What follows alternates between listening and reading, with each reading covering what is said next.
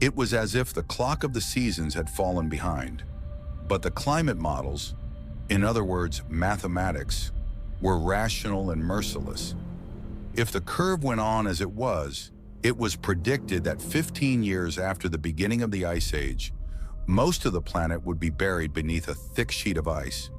In reality, it would unfold differently. By the 7th and 8th years, these projections would begin to crash into humanity's daily life like open-handed slaps. Cold, like an unhurried killer, would first gnaw at our minds and only then at our bodies. Rivers would slowly freeze into glass. Coastal cities would turn into black and white carcasses. Storms would spill out of their usual seasons and scatter themselves across random days of the year. On the threshold of the 10th year, nature would cease to be habitable for the human body. A few hours spent outside without protection would mean frostbite. A few days would mean certain death. Aside from shelters, underground cities, and domed artificial climate zones, human life would effectively come to a halt.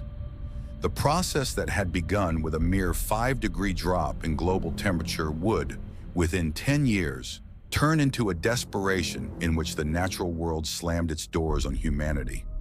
Even our breaths would freeze in the air, like splinters of glass, and scatter. And finally, 13 years after its beginning, the Ice Age would wrap our planet in a white shroud and leave every living thing beneath it without air.